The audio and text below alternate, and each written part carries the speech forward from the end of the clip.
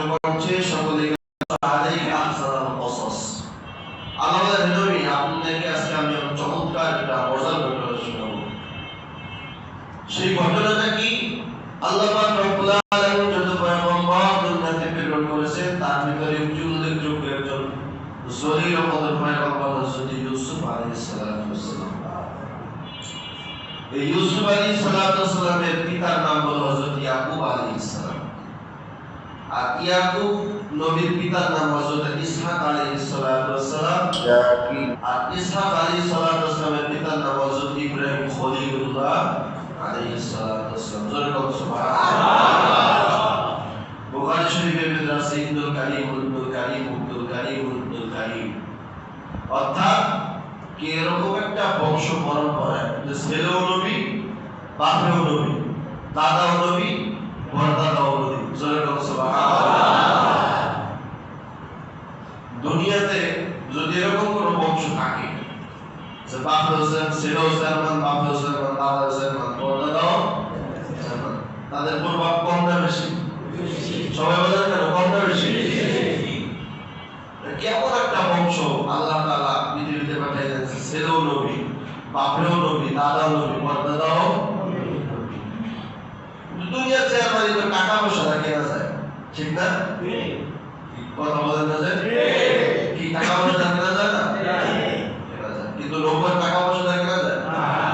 আল্লাহ তাআলার পক্ষ থেকে আল্লাহ যাকে যাচাই করেন, বাছাই করেন, আল্লাহ তাআলা তাকে এই নবুয়ত দান করেন। সুবহানাল্লাহ। তো ইউসুফ আলাইহিস সালাতু ওয়াসসালামকে আল্লাহ তাআলা যে নবী বানাইবেন এই কথা শব্দের মাধ্যমে তার পিতা ইয়াকুব আলাইহিস সালাতু ওয়াসসালামকে আল্লাহ তাআলা জানায় দিয়েছেন। সুবহানাল্লাহ। এই ইয়াকুব আলাইহিস সালাতু ওয়াসসালাম 3 বিবাহ করেছেন। কয় বিবাহ? 3 বিবাহ। খুব গুরুত্ব সহকারে আলোচনা শুনবেন। 3 বিবাহ করেছেন। প্রথম বিবির ঘরে 6 ছেলে, দ্বিতীয় বিবির ঘরে 4 ছেলে, তৃতীয় ছোট বিবির ঘরে 2 ছেলে। তাহলে মোট কয়জন হয়? কতজন? 12।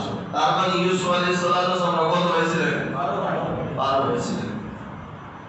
কিন্তু আল্লাহ তাআলা কি কুদরত, প্রথম ঘরের বিবিও বেঁচে আছেন, দ্বিতীয় ঘরের বিবিও বেঁচে আছেন, কিন্তু ইউসুফ এবং বেনিয়ামিন এরা দুনিয়া থেকে আল্লাহ তাআলা নিয়ে গেছেন। তো ইউসুফ আলাইহিস সালাতু ওয়াসসালাম এতিম ছিলেন এবং বেনিয়ামিন এতিম ছিলেন। এই কারণে বাপের মোহাব্বত, ভালোবাসা এতিমের প্রতি কম না বেশি? বেশি। আর ইউসুফ আলাইহিস সালাতু ওয়াসসালাম তখন ছোট ছিলেন, বেনিয়ামিনও ছোট ছিলেন। এই কারণে বাবা ইউসুফ এবং বেনিয়ামিনকে একটু বেশি মোহাব্বত করতেন। কিন্তু প্রত্যেক বাবার কাছে সব সন্তানরা সমান। সব সন্তানরা কি সমান? খবরদার, সন্তান যখন জায়গা জমি বন্টন করে দেবেন সাবধান, বেইনসাফি করা যাবে না, কখনো বেইনসাফি করা যাবে না। প্রত্যেকটা সন্তানকে, বড় সন্তানকে যা দিবেন দ্বিতীয় সন্তানকে তাই দিতে হবে। মনে থাকবে ইনশাআল্লাহ। বড় সন্তান বিদেশে পাঠায় দিয়েছেন, কোটি কোটি টাকা আপনার ইনকাম করে দিয়েছেন। বড় সন্তান, মেজো সন্তানকে মাদ্রাসায় পড়াইছেন, ও 15,000 টাকার বেশি মাসে বেতন পায় না।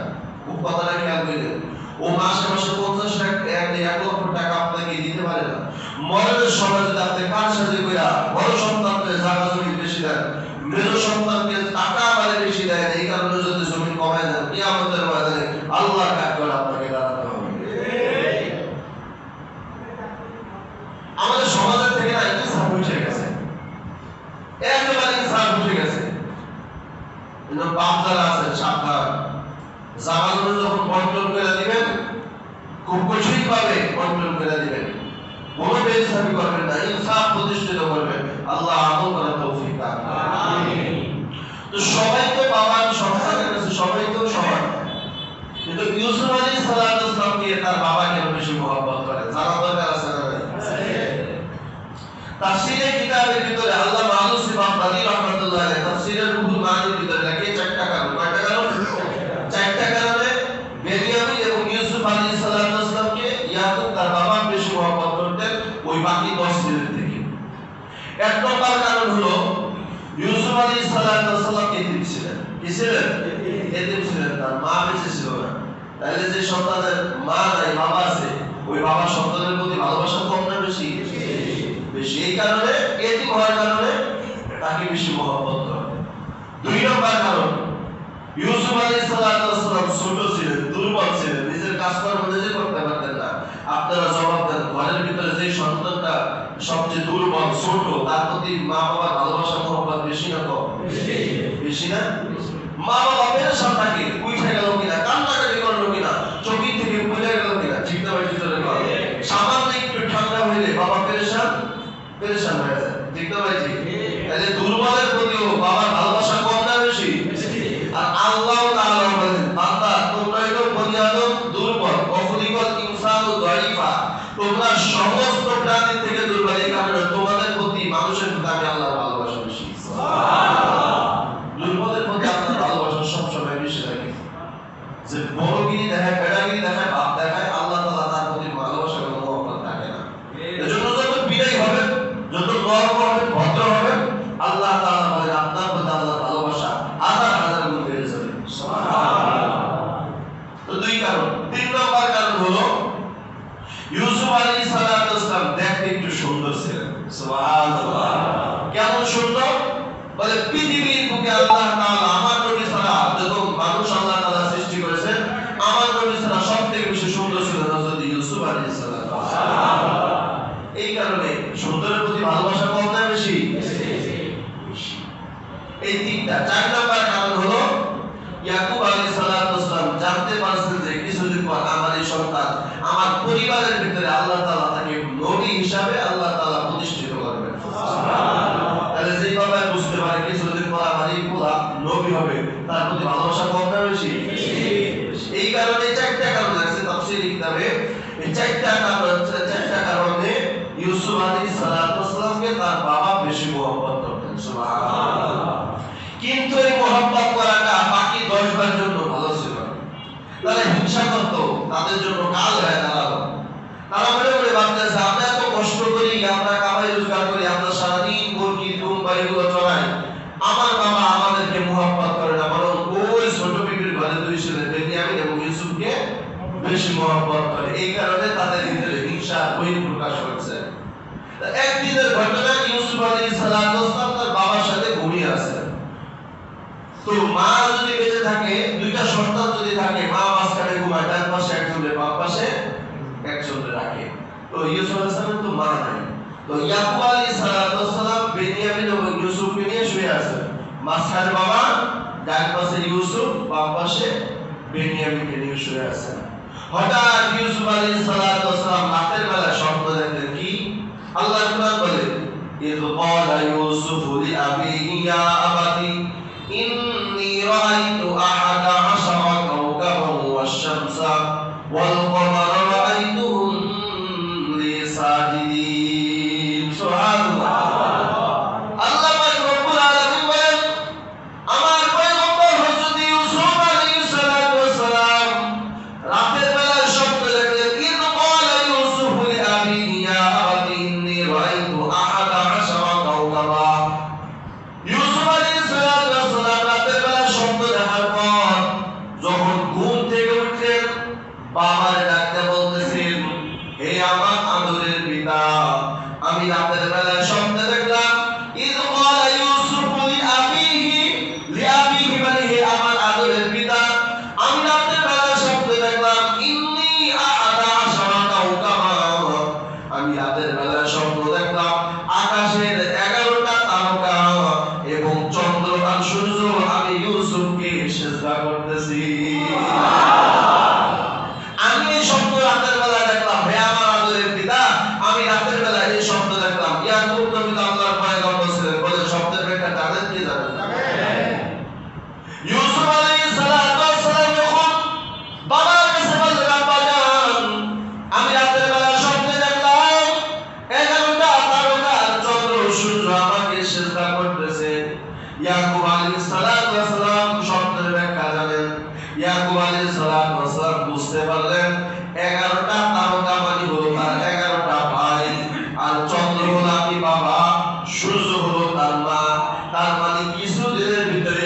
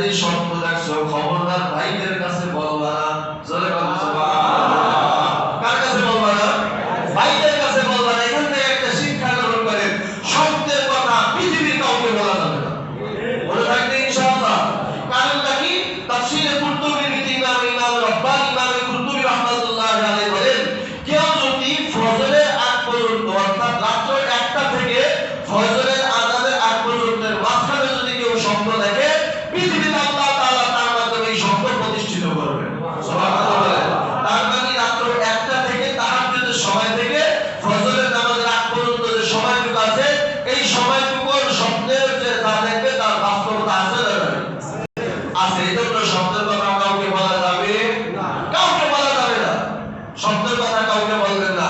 আপনি যদি কোনো শব্দ দেখেন ভালো এই সময়টুকুর ভিতরে, আর আপনি যদি আপনার কোনো বন্ধুর কাছে বলেন, আল্লাহ তাআলা আপনার প্রতি শব্দটা ভালো রাখছে। যেমন আপনি যদি রাতের বেলা শব্দ দেখেন, আপনার কে যেন ডাইকা বলতেছে আব্দুল করিম, আগামীকাল সকালবেলা ওই শাপলা চত্বরে যাইবা, তার নিচে বড় একটা পাথর আছে, পাথরের নিচে কিছু টাকা আছে, তুমি ওখান থেকে নিয়ে আসো।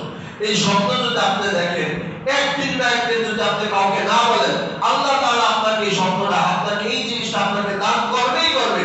কিন্তু আপনি যদি আপনার কোনো বন্ধুর কাছে বলেন, দোস্ত আজকে না আমি এমন সুন্দর স্বপ্ন দেখলাম, ওর যখন লোভ লাগবে শব্দের প্রতি, তখন আপনার এই ভালো জিনিসটা নষ্ট হয়ে যাবে।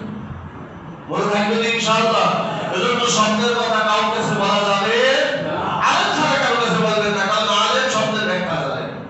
উল্টা পাল্টা করা যাবে না। বোন এমন কি কিতাবে আছে, স্ত্রীর কাছেও শব্দের কথা বলা যাবে না, কারণ স্ত্রীও শব্দের ভাগ গ্রহণ করতে পারবে না। কিতাবের ভিতরে আছে এক আল্লাহর বান্দা শব্দ দেখছে, কি শব্দ? শব্দ দেখছেন যে কিছুদিন আগে তার এলাকায় এক মুরব্বী মারা গেছে, খুব খেয়াল করেন। মুরব্বী মারা গেছে, ওই মুরব্বী গভীর রাতে তার সাথে এসে মুসাফা করে। কি করে?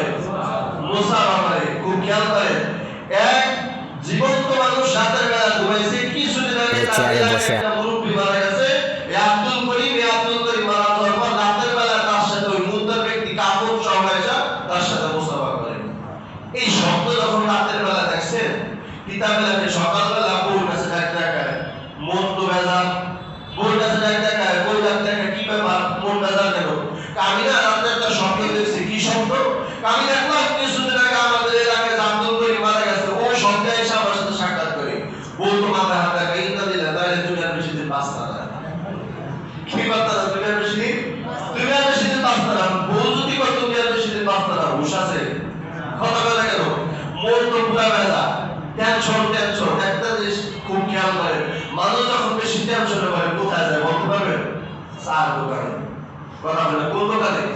চার দোকানে যায়। কারণ চার দোকানে উকিল, মুক্তার, রেজিস্ট্রার, টাকলা, ফাকলা, অ্যাডভোকেট, লয়ার, এগুলো আমার অভাব নাই। চার দোকানে একটা সমস্যা হয়ে দেখে মুহূর্তের ভিতরে সমাধান। ও টেনশন করতে করতে চার দোকানে গেছে। তোমার যে ধীরে দোস্ত, তোমার মন খারাপ কেন? মন খারাপের কথা কইও না, আজকে খুব ভয়ঙ্কর স্বপ্ন দেখছি। কি স্বপ্ন? কিছুদিন আগে আমাদের ওই কাকা আব্দুল করিম মারা গেছে না, সেই স্বপ্নে আমাদেরকে সাক্ষাৎ করে। দোকানে সবাই কইলা হচ্ছে তাহলে দেড় বেশি দিন বাঁচতি না। চিন্তা করে পেরেশানি বাঁচছে না করছে। পাশে একজন ভ্যানসন খাওয়া দাওয়া, সব ভ্যানসন খাওয়া খাইছে তো আরো মন খারাপ হয়ে গেছে না। হাইটা রাস্তা দিয়ে যখন যাইতেছে, আলেমের সাথে দেখা। কার সাথে? আলেমের সাথে দেখে। আলেম একটা কি ভাই কোন খারাপ কেন? হুজুর দোয়া করেন বেশি দিন বাঁচতাম না। কারণ কি? রাতের বেলা স্বপ্ন দেখলাম আমাদের এলাকায় এক মৃত ব্যক্তি মারা গেছে, সে আমার সাথে সমস্যা করতেছে। হুজুর কাছে সুবহানাল্লাহ বলে কথা বলে, এটা আপনার জন্য একটা পুরস্কারের শব্দ। ধরে কথা এই শব্দের ব্যাখ্যা না জানলে তুমি উল্টা পাল্টা ভুল করে দিবে। হুজুর এটা কি বললেন? সবাই রাত বেশি দিন বাঁচতাম না, মুদ্দার ব্যক্তি আমার সাথে মুসাফা করে। তাহলে না শুনেন, এটা এই শব্দটা আপনার জন্য একটা ভালো শব্দ। কি আপনার কি করে আত্মীয় স্বজন মামলা কেসে আসামি হয়ে কি মামলা পেয়েছে? যেটা আছে কিছুদিন পরে ওই ব্যক্তি ওই মামলা থেকে রেহাই পাবে, জেলখানা থেকে মুক্তি পায়, আপনার বাড়িতে মিষ্টি রেহাই দেবে। এই শব্দের ব্যাখ্যা হলো এটা। আপনি মানুষের কাছে কেন বলছেন? তার মানে শব্দের কথা কারো কাছে বলা যাবে না। কিতাবের ভিতরে ঠিকই কয়েকদিন পর সেই তার আত্মীয় যে মামলা কেসে আসামি হয়েছে, জেলখানা থেকে বের হয়ে তার জন্য মিষ্টি দিয়েছে। দোস্ত আমি আয় বসি, তুই তো এসেছিস আমার তোমায় জন্য বলে শব্দের কথা কাউকে বলা যাবে না। শব্দের কথা কাউকে বলা যাবে না, কারণ শব্দের কিন্তু বাস্তবতা আছে। আল্লাহ রাসূল সাল্লাল্লাহু আলাইহি ওয়া আলিহি ওয়াসাল্লাম হাদিস শরীফে বলেন, রুইয়াল মুমিন সিদ্দু ওয়ার বারুনা মিনাল রুয়া। প্রত্যেকটা মুমিনের স্বপ্ন এক একটা নবীর ওইকে 46 ভাগ করলে যত ভাগ হয়, এক একটা মুমিনের স্বপ্ন হলো ওই নবীদের ওহির 46 ভাগের এক ভাগ। জোরে বলুন সুবহানাল্লাহ। তাহলে শব্দের বাস্তবতা আছে না নাই? আরেকটা ঘটনা শুনে দিই, বুখারী হাদিসের ভিতরে আছে, হযরত আলী রাদিয়াল্লাহু তাআলা রাতের বেলা স্বপ্ন দেখলেন আর ফজরে আযান হয়ে গেছে। আযান হওয়ার পর সাথে সাথে হযরত আলী রাদিয়াল্লাহু তাআলা ঘুম ভেঙে গেল।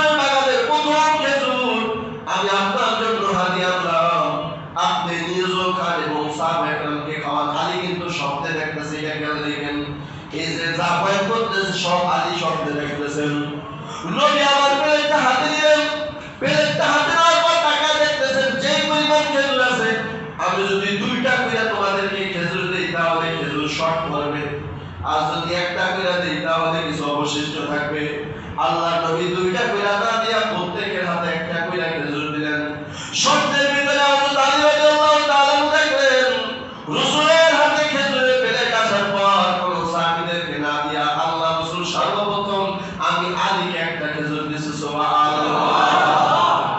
আলী রাদিয়াল্লাহু তাআলা স্বপ্নের ভিতরে খেজুর চাবাইতেছেন, এত সুমধুর, এত মিষ্টি, মধুর চেয়েও মিষ্টি, দুধের চেয়েও মজাদার, গোলাপের চাইতেও বেশি ঘ্রাণ, এত সুন্দর মজাদার খেজুর খাইতেছেন। খাওয়ার পর হঠাৎ ঘুম ভেঙে গেল। ঘুম ভেঙে যাওয়ার পর আলী তাকায় দেখতেছেন স্বপ্নের মাধ্যমে যে খেজুরটা রাসূল তারে দিয়েছেন সেই স্বপ্নে খাওয়া খেজুরের বিচি এখনো আলীর গালের ভিতরে আছে। হযরত আলী রাদিয়াল্লাহু তাআলা ঘুম ভেঙে গেল, মসজিদে নববীতে আযান হয়ে গেছে, তাড়াতাড়ি মনে মনে ভাবতেছে কি স্বপ্ন দেখলাম। স্বপ্নের কথা চিন্তা না করে যা দেখা দেখছে তাড়াতাড়ি ওযু করে মসজিদে যাই। মসজিদে গিয়ে দেখেন সেই মসজিদের নববীর ভিতরে হযরত ওমর রাদিয়াল্লাহু তাআলা ইমামতি করতেছে। সুবহানাল্লাহ। হযরত আলী রাদিয়াল্লাহু তাআলা বলেন ইক্তাদাইতু বিহাযাল ইমাম, দাঁড়া গেলেন ওমর রাদিয়াল্লাহু তাআলা পিছনে দাঁড়াইলেন। দাঁড়ানোর পর আলী খেয়াল করতেছেন স্বপ্নের ভিতরে আমি রাসূলকে প্রথম রাকাতে সূরা ফাতিহার পরে যে সূরাটা মিলাইতে দেখলাম, ওমরও সেই প্রথম রাকাতে সূরা ফাতিহার পরে ওই সূরাটাই মিলাইলেন। সুবহানাল্লাহ। আলী রাদিয়াল্লাহু তাআলা মুশরিক হয়ে গেল। আল্লাহ, স্বপ্নে দেখলাম থিওরিক্যাল, এখন দেখতেছি প্র্যাকটিক্যাল শব্দ। আল্লাহ, তাহলে আপনারা আমাদের শব্দের বাস্তবতা আছে না নাই? মোহতারাম হাজিরিন, আলী আবার খেয়াল করলেন স্বপ্নের ভিতরে রাসূল দ্বিতীয় রাকাতে সূরা ফাতিহার পরে যে সূরা পড়লেন, হযরত ওমর রাদিয়াল্লাহু তাআলা সেই একই সূরাটা পড়লেন। এরপর যখন সালাম ফিরাইলেন হযরত আলী বলে ভাবতেছেন শব্দ যদি সত্য হয় তাহলে তো রাসূলকে দেখছিলাম নামাজের পরে এক বুড়ি মা খেজুর নিয়ে আসে, এই বুড়ি মা খেজুর নিয়ে আসে কিনা। যখন সালাম ফিরে বসলেন রাসূল করিম সাল্লাল্লাহু আলাইহি সাল্লাম যেইভাবে বসলেন ওমর রাদিয়াল্লাহু তাআলা ওইভাবে বসলেন। ওইভাবে বসার পর তাকায় দেখতেছেন একজন বুড়ি মা খেজুর প্লেট নিয়ে মসজিদে প্রবেশ করতেছে। আলী কাঁদতেছে, আল্লাহ, রাখতে দেখলাম থিওরিক্যাল, এখন দেখি প্র্যাকটিক্যাল।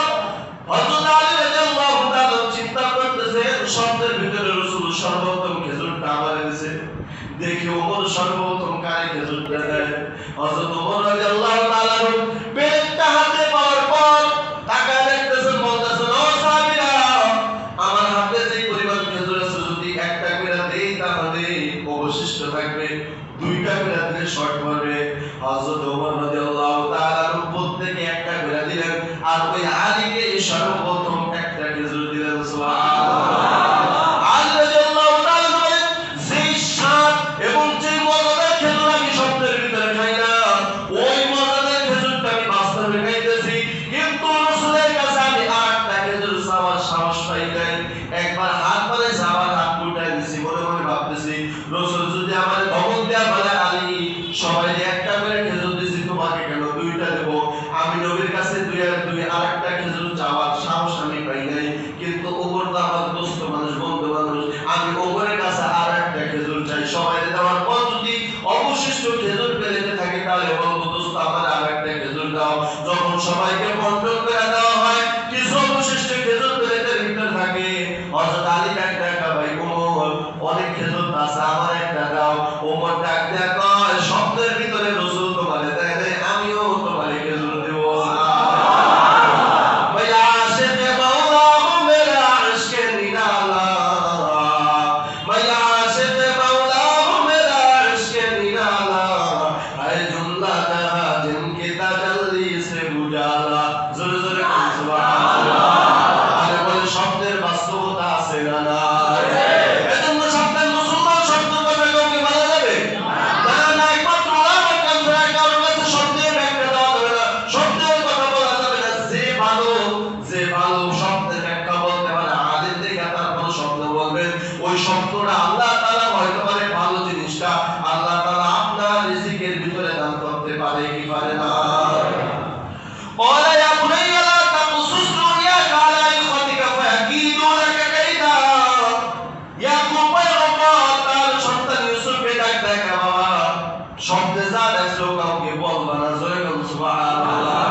কিন্তু এদিক দিয়া যখন এই কথা ইউসুফ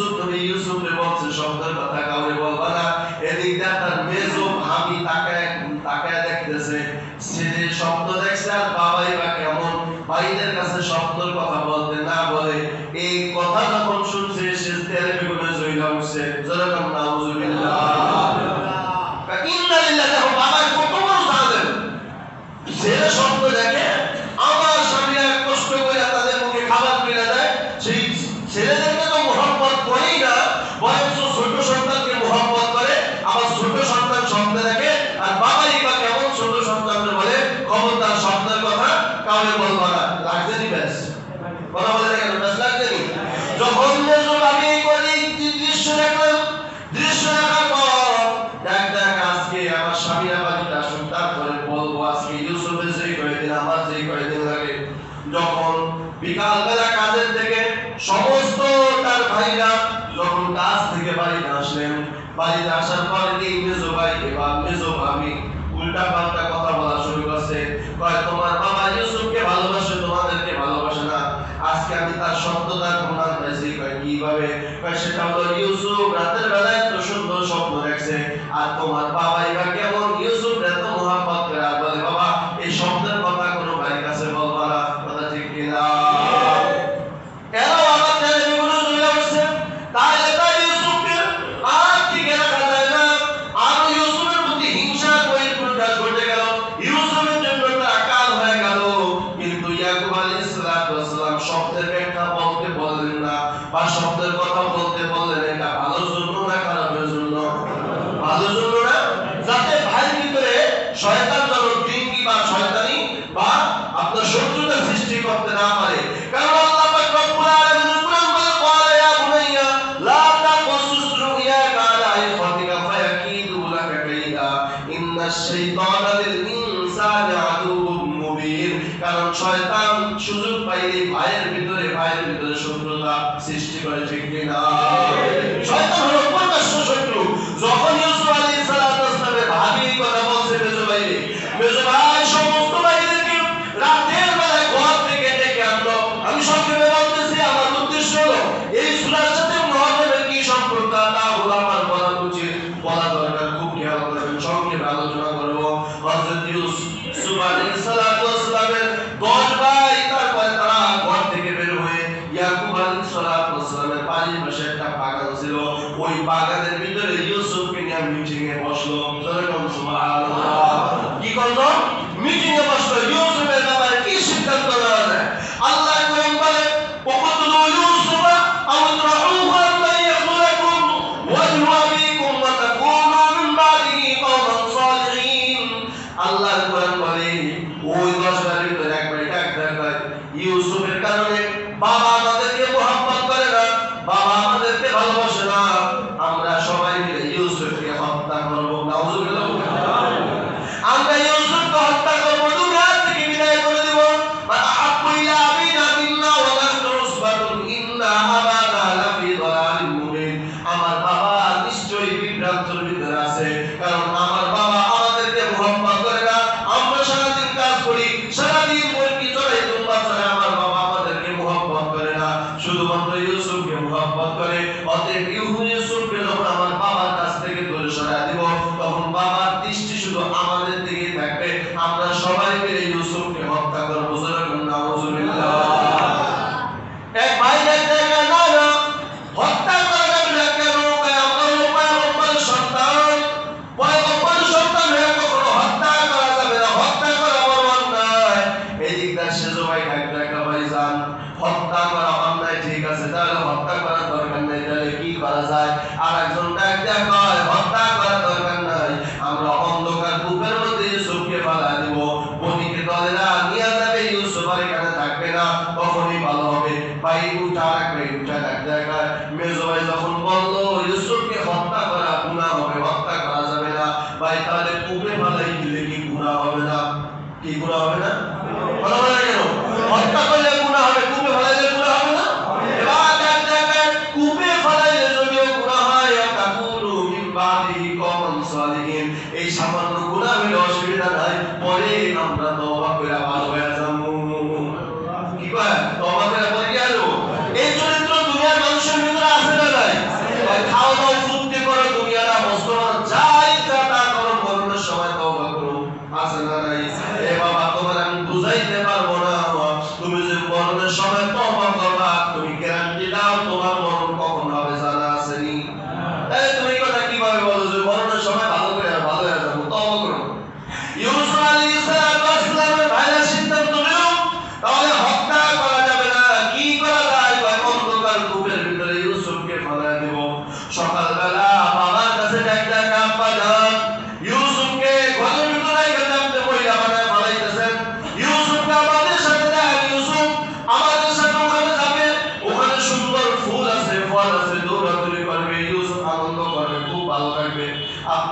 ইউসুফ এই ঘরের ভিতরে একটা দুর্বল বানায় ফেলাইতেছেন। এবার ইয়াকুব আলাইহিস সালাম আল্লাহর পয়গম্বর স্বপ্নের ব্যাখ্যা জানেন, মনে মনে ভাবতেছেন গতকাল রাতে আমার সন্তান কলিজার টুকরা ইউসুফ স্বপ্নে দেখলো আজকেই তার ভাইয়েরা নিজে নিয়ে যাইতে চায়, এতদিন তো নিয়ে যাইতে চায় নাই, অতএব এই নিয়ে যাওয়ার ভিতরে ষড়যন্ত্র আছে না নাই? ইয়াকুব পয়গম্বর বুঝতে পারলেন গতকাল আমার সন্তান স্বপ্নে দেখলো আজকেই তার ভাইয়েরা তাকে নিয়ে যাইতে চাইতেছে। ডাক ডাক আব্বা জান, ইউসুফের ব্যাপারে আপনি কি আমাদেরকে বিশ্বাস করেন না? এই কেন ইউসুফকে আমাদের সাথে দিবেন না?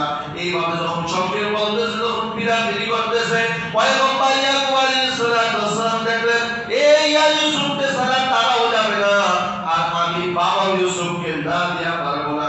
কিতাবের ভিতরে আল বিদায়া ওয়ান নিহায়া কিতাবের ভিতরে আছে ইয়াকুব আলাইহিস সালামের ভাইরা যখন একসাথে ইয়াকুব পয়গম্বরের কাছে গিয়ে বলে আব্বা জান ইউসুফকে আমাদের সাথে দেন, ইউসুফ খেলাধুলা করবে, আনন্দ করবে, ফল দেখবে, ফুল দেখবে, এগুলো আনন্দ করবে, তার কাছে খুব ভালো লাগবে। আপনি কি বিশ্বাস করেন না? আপনি কেন ইউসুফের ব্যাপারে আমাদেরকে বিশ্বাস করেন না? যারা বলেন সুবহানাল্লাহ, আমাদেরকে কেন বিশ্বাস করেন না? ইয়াকুব পয়গম্বর দেখতে কেন দেওয়া যাবে না?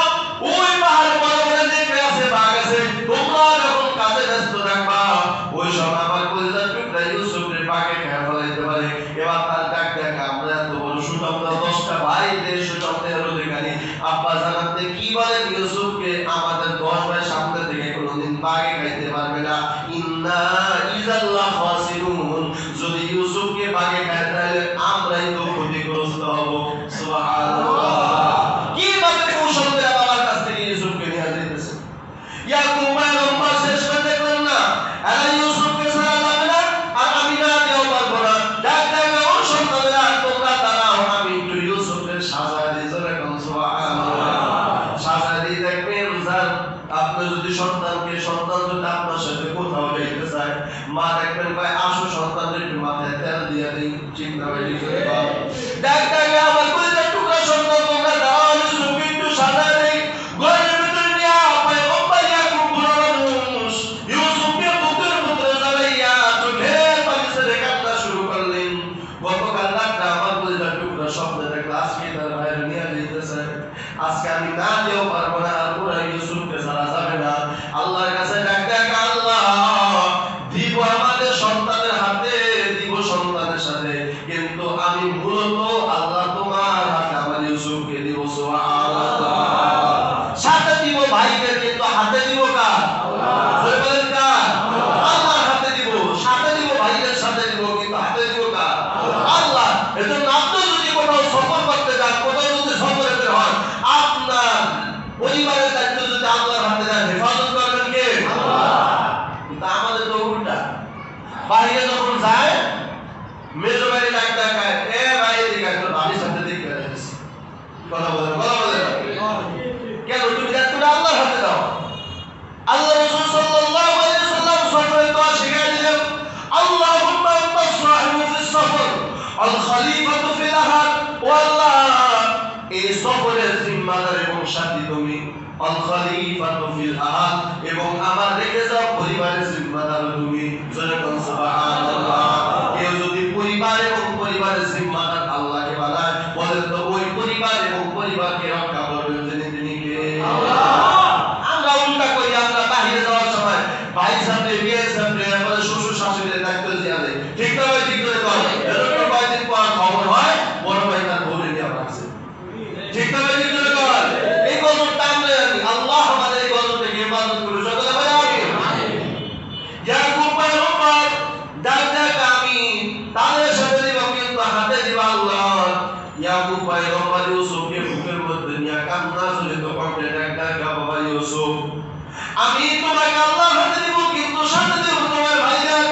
ও কলিজার টুকরা সন্তান ইউসুফ, যদি বাবা বিপদের ভিতরে পড়ে যাও দুনিয়ার কাউকে স্মরণ করবা না, বলো একজনকে স্মরণ করবা, তিনি কে? আল্লাহ। আল্লাহ জবান দিয়ে বলেন তিনি কে? আল্লাহ। ইয়াকুব পয়গম্বর একটা কলিজার টুকরা সন্তান, দুনিয়ার ভিতর যদি কোনো কারণে বিপদে পড়ে যাও তাহলে দুনিয়ার কাউকে স্মরণ করবা না, একমাত্র আল্লাহ তাআলাকে স্মরণ করবা।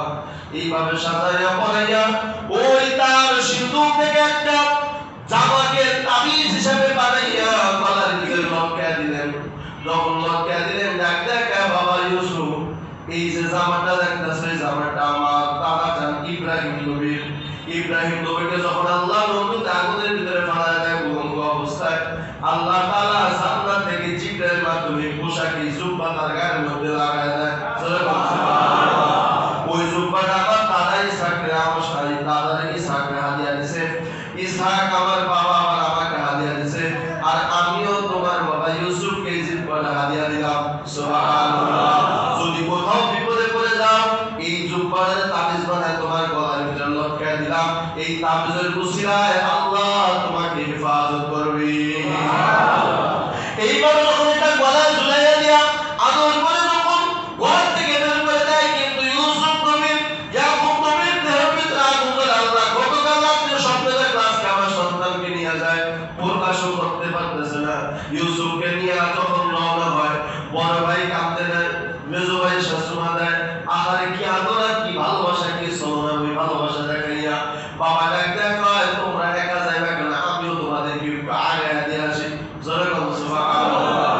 আরে ইয়াকুব পয়গম্বর পুরা মানুষ যখন সন্তান পরিবার টুকরা ইউসুফকে আগে দিতে যায়, দিয়া যখন কিছু দূর চলে যায় আর ইউসুফকে দেখা যায় না, ওই 10 টাকা টাকার বাবারে দেখা যায় না। কিতাবের ভিতরে লেখে অমনি বড় ভাই ওই মাথার থেকে ধরে একটা ইউসুফকে আস্থা করছে।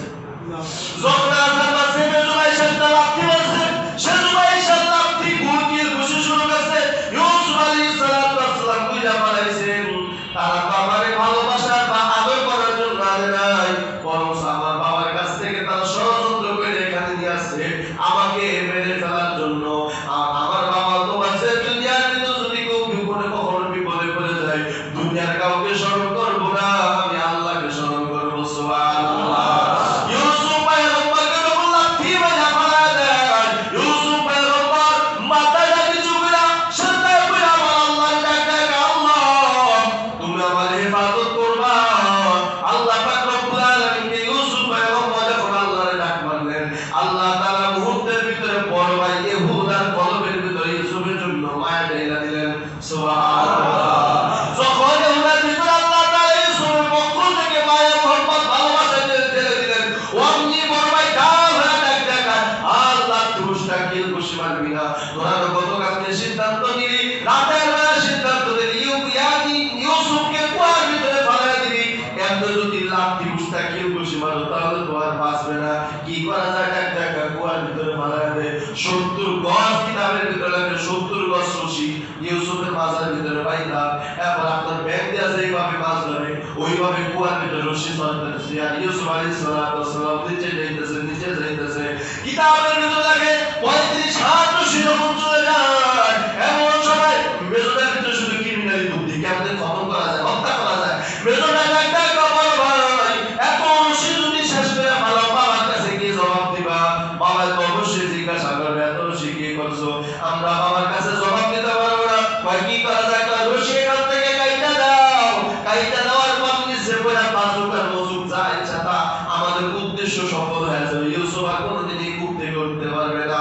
যখন 35 হাতের মাথায় রশি কেটে দেয়, আল্লাহ পাক রব্বুল আলামিন ফেরেশতা জিবরাইল ডাক দেয়, জিবরাইল কিতাবের ভিতরে লেখে জিবরাইল পৃথিবীর শেষ সীমানা সপ্তম আসমান আপনার সিদরাতুল মুনতাহার ভিতরে জিবরাইল বসা। আমার আল্লাহ ডাক দেয়, জিবরাইল ইউসুফের রশি কাইটা দিয়েছে, ইউসুফ যদি নিচে পড়ে যায়, নিচে বড় বড় পাথর আছে, আমার ইউসুফ দুনিয়া থেকে বিদায় হয়ে যাবে। আর ইউসুফ কষ্ট করে তুমি তাড়াতাড়ি যাও, তাড়াতাড়ি গিয়ে ইউসুফকে রক্ষা করো। কিতাবের ভিতরে লেখে শেষ সীমানা থেকে জিবরাইল আলাইহিস সালাম আল্লাহ তাআলা 600 টাকা দিয়েছে। কিতাবে লেখে এমন জোরে এক টানা বাড়ি মারছে, ওই কূপের ভিতরে গিয়ে দেখে ইউসুফ এখন আসে নাই, জোরে আসতেছি। জিবরাইলের কত পাওয়ার আরেকদিন আলোচনা করব। জিবরাইলের হাত পাখার কত পাওয়ার। জিবরাইল আলাইহিস সালাম সাথে সাথে ইউসুফ আলাইহিস সালাম আসার আগে তার নূরের ডানাটা বিছায় দিয়েছে। জোরে কোন সুবহানাল্লাহ। ওই ডানার ভিতরে বসাইলেন, বসানোর পর গায়ের ভিতরে কোনো জামা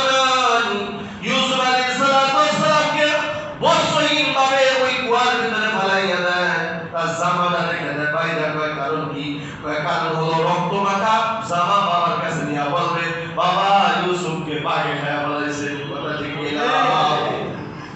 ইউসুফ আলাইহিস সালামের ভাইয়া মারাত্মক চালাক ছিল। এই ঘটনা যদি বলি অনেক লম্বা হয়ে যাবে, আরেকদিন বলবো। মারাত্মক বড় চালাক ছিল। কেমনে সংক্ষেপে বলি, ইউসুফ আলাইহিস সালামের 11 ভাই রাস্তা দিয়ে যায়, 10 ভাই। তো রাস্তা দিয়ে যাওয়ার সাথে সাথে বলতেছে এখান দিয়ে একটা বলদ গেছে, গাভী গেছে, গাভী গেছে। আরেকটি বলতেছে হ্যাঁ এটা একটা সুখ নাই। আরেকটি বলতেছে হ্যাঁ এটা 7-8 মাসের গাভী হবে। গাভী তো বুঝে কথা বলে না। ওই এলাকায় একটা গরু চুরি হয়েছে। ওই গরু চুরি, গরু পাইতেছে না, রাস্তা দিয়ে বলাবলি করতে করতে যাইতেছে পয়গম্বরের সন্তান ইউসুফের 10 ভাই যে এখান থেকে একটা গাভী গেছে, গাভীর একটা সুখ নাই, 7-8 মাসের গাভী। এই কথা যখন বলছে কতনি লোকটাকে দেখায় তোমরা সুখ তোমরা দাও কেন না আমরা পয়গম্বর আমরা সুখ না। তাহলে তোমরা কেমনে কইলা এখান থেকে একটা গাভী গেছে, কেমনে বললা এই গাভীর একটা সুখ নাই, বা এই কথাই কেমনে বললা যে এটা 7-8 মাসের গাভী ছিল? আন্তাজ করে বলছি, কথা বলে কি করে বলছি, আন্তাজ করে বলছি। আন্তাজ করে আপনি হুবা হয়ে যায়, চলো বাদশাহ দরবারে তোমাদের বিচার হবে। বাদশাহ দরবারে যখন দেওয়া যায়, কিতাবের ভিতরে লেখে বাদশাহ বলতে চায় তোমরা কি চুরি করছো? কারণ না না আমরা চুরি করিনি, কাজটা ঠিক আছে, যে বাদশাহ মেহমানদের আগে করে তারপরে বিচার হবে। তো তাদেরকে রুটি খাওয়ার জন্য দিছে। তাফসীরে মাঝারি আল্লামা সাল্লাল্লাহু আলাইহি রাহমাতুল্লাহ এই ঘটনাটা আনছেন। যখন তাদেরকে রুটি খাইতে দিছে তো রুটির মাঝখানে কাঁচা থাকতেছে। তো এক ভাই উঠা ডাক্তার বলতেছে শোনো, যে মহিলা রুটি বানায় এই মহিলার মেয়ে হইতাছে, কি হইতাছে? মেয়ে হইতাছে। আরেক ভাই একটা খায়, যে আমাদের এলাকাতে বাসা আছে না, এই বাসার জন্মের দোষ আছে। কি আছে? কথা বলে না। আরে মেয়ে খুব ভালো, খুব মনোযোগ সহকারে ঘটনা শুনে, বাসার জন্মের দোষ আছে। বাসার বলে তার জন্ম নিয়ে একটু কথাবার্তা আছে। এই গাইবি কখন তারা কেমনে জানে? আশ্চর্যের ব্যাপার না? কথা বলে আশ্চর্যের ব্যাপার না? তো বাদশাহ মনে মনে ওখানে বসে শুনতেছে, তারা এই কথা বলতেছে। তো একটা বানাইছে ইয়া দেখো তো আসলে কি যে বান্দি যে মহিলা এই রুটি বানায় আসলে কি তার মেয়ে হচ্ছে, খবর দিয়ে আসলে তার মেয়ে হচ্ছে। এই গাইবি খবর কিভাবে তারা জানে? আবার বাদশাহের জন্মের দোষ আছে, এই কথা বললেন, এই কথা কিভাবে জানে? খাওয়া দাওয়া বা ডাক্তারকে ওই বিচার করা হবে, আগে বিচার করে দেবে। ডাক্তারকে গিয়ে বলছে মহিলা মেয়ে হচ্ছে, আমি বলছি কাকে আপনি কইলা? কয় আমি দেখতেছি প্রত্যেকটা রুটির মাঝখানটা কাঁচা থাকে, রুটিটা পুরোপুরি ভাজা হয় না। তাই কোনো মহিলা ওই রুটি যাতে ভাজা হয় না, যে কোনো একটা সমস্যার কারণে সে বেখেয়াল হয়ে যাচ্ছে, বা মহিলা কোনো একটা সমস্যা মাসিকটা হয়, এই আন্দাজ করে বলছি যে মহিলা কি হইতাছে? মেন্স হইতাছে। সুবহানাল্লাহ বলবেন না? সুবহানাল্লাহ, তোমার আন্দাজ এত বড়। কাটালে 500 জন জন্মের তো সে কথা বলছে না, কথা বলছি। ওই কথাটাকে আমি বললাম, শোনেন প্রত্যেকটা নবীর সুন্নাত, মেজবানের সাথে মেহমান খানা খাবে, মেহমানের সাথে মেজবান বসে খানা খাবে। আপনি আমাদেরকে এখানে খানা দিয়ে আপনি ওখানে বসে বসে আমাদের নামে কিবত করতেছেন, নবীদের সন্তানের নামে কিবত করতেছেন, তার মানে আপনার জন্মের দোষ আছে। সুবহানাল্লাহ বলেন না? বাদশাও জানে যে তার জন্ম নিয়ে কিছু কথাবার্তা আছে। এই গায়েবী খবর কিভাবে জানে? ঠিক আছে যত সন্তানে গায়ের ইচ্ছা আছে, এই কিভাবে বলতে যে এখান থেকে একটা গরু গেছে, আন্দাজ করে বুঝি কি আন্দাজ? শোনেন, গাভীর ঘাস খাওয়া আর বলদের ঘাস খাওয়া কিন্তু এক না। যে গাভী এইটা যখন ঘাস খায় যায়, সে উপরের আগা খায় যায়, আগা। আর যে বলদ ওই একেবারে গোড়া সহ উঠায় খায়। ঠিক না? ওই এদিকে আন্দাজ করে বলছি গাভী ঘাসের আগা খায় গেছে, গোড়া খায়, এজন্য বলছে যে এটা কি গেছে, এটা গাভী গেছে, কিন্তু দেওয়া সার যায়। তো একটা বলে এর একটা চোখাটা কিভাবে বলছো? ভাই এটা শোনেন, রাস্তার তো সাইডে ঘাস আছে, এক সাইডটা খায় গেছে, আর এক সাইডটা খায় নাই, তার মানে 100টা দেখে। সুবহানাল্লাহ বলবেন না? তার মানে 100 কানা। আচ্ছা 27 মাসের গাভী, এই কথা তুমি কেন বললা? আমরা প্রথম সামনের পার পালা এবং পিছনের পার পালা দিয়ে দেখলাম যে সামনের পালায় গাতা কম হয়েছে, পিছনের পালায় গাতা বেশি হয়েছে, তার মানে বোঝা যায় পিছনে কিছু আছে। এই কারণে এটা বুঝতে পারছি 27 মাসের গাভী। জোরে বলো সুবহানাল্লাহ। বাদশা কয় সুবহানাল্লাহ। এত জ্ঞান তোমাদের ভিতরে, কিন্তু জ্ঞান থাকা সত্ত্বেও কি করেছে দেখেন, বাঘে যে মানুষকে যদি আক্রমণ করে, সাবা ছেড়ে কি ছেড়ে না? ছেড়ে কি ছেড়ে না? কিন্তু বাবারে খাসি কাটতে, মুরগি কাটতে, রক্ত মাখা শুধু জামাটা বাবার কাছে নিয়ে গেছে। বাবা এই যে ইউসুফকে বাঘে খেয়ে ফেলেছে, ইয়াকুব নবী জামার দিকে তাকায়, কেমন বাঘে খাই ধরে আমার সন্তান রে, জামাটা যে ছিল না। সুবহানাল্লাহ বলবেন না? আপনারা কি বলেন, এত জ্ঞানী থাকা সত্ত্বেও এই ভুল কি করার কথা? বলা এই ভুল কি করার কথা? তাহলে এই ভুল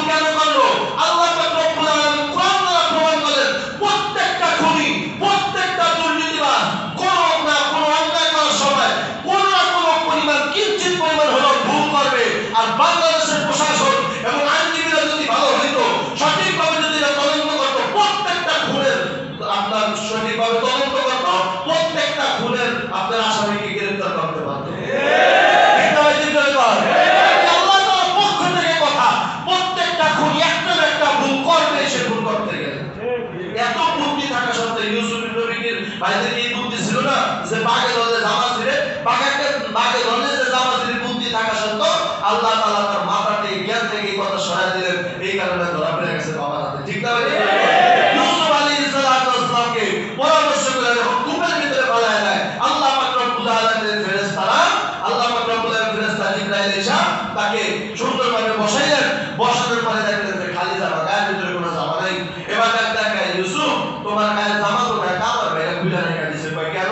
আমি তো তা জানি না। কারণ তুই যে বললাম যে বাবা যে বুঝাইতে হবে, কি শেখাইছে?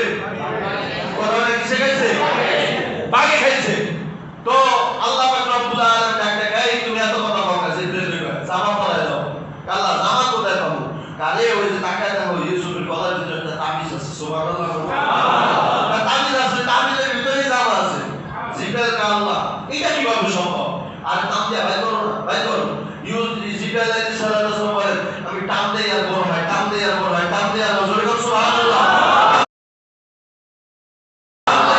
টান দেই আর বড় হয়। যখন বের হওয়া শেষ, ইউসুফকে পড়া দিলাম। ইউসুফের মা কপালে ইউসুফ পড়া গেছে। ইউসুফ আলাইহিস সালামকে ওখানে লালন পালন করলেন। আল্লাহ পাক রব্বুল আলামিন জান্নাতের খাবার খাওয়াইয়া 3 দিন পর্যন্ত ওখানে লালন পালন করলেন। এরপর একটা পরিকল্পনা কোনখান দিয়ে আসা, সংক্ষেপে বলতেছি, পরিকল্পনা দেওয়া যায়।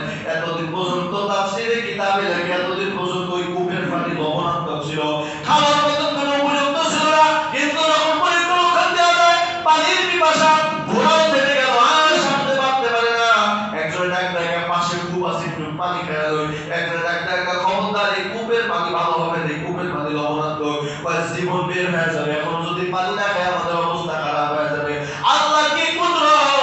যখন পানি খাওয়ার জন্য প্রথম বালতিটা যখন কুয়ার ভিতরে ফেলাইয়া দেয়, কুয়ার ভিতরে ফেলানোর পর বালতি বইয়া যখন পানি উঠায়, আল্লাহ তাআলা ইউসুফের নাজাতের উসিলার জন্য ওই লবণাক্ত পানি আল্লাহ মিষ্টি বানায়া দেয়।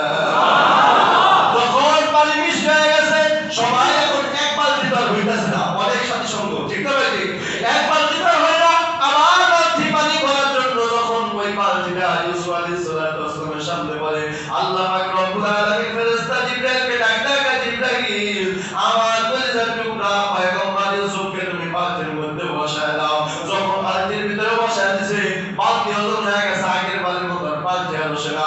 ওয়ালা হাযা গুলাম, একজন ডাকতে যায়, তাড়াতাড়ি দিগায়, বালতি তো উঠাইতে পারি না, ব্যাপার কি? আর প্রথমবার উঠাইলাম, এখনকার উঠাইতে পারি না। দুইজনে টানাটানি কইরা উঠায় দেখে ওই বালতির ভিতরে আকাশের পূর্ণিমা চাঁদ বসে আছে। ইউসুফ আলাইহিস সালামের চেহারা আলোতে পুরা একদম খুব আলোকিত হয়ে গেছে। ওয়ালা হাযা বুশরা হাযা গুলাম, এই সুসংবাদ, এই দেখো একজন গোলাম পাওয়া গেছে, তাড়াতাড়ি আসো। তাড়াতাড়ি তারা তাকে আড়াল করে দিল। ওদিকটা 10 ভাই দেখা ফেলাইছে, ইউসুফকে কুয়ার ভিতর থেকে উঠাইছে। মুহতারাম হাজিরিন, ইউসুফ আলাইহিস সালামকে যখন যেদিন আল্লাহ তাআলা এই কূপের থেকে উঠাইয়া নাজাত দিলেন, ওই দিন ছিল মুহররমের 10 তারিখ। মনে থাকবে তো ইনশাআল্লাহ? ইউসুফ আলাইহিস সালামকে আল্লাহ তাআলা মুহররম মাসে যে নিয়ামতটা দান করেছেন, সেই নিয়ামত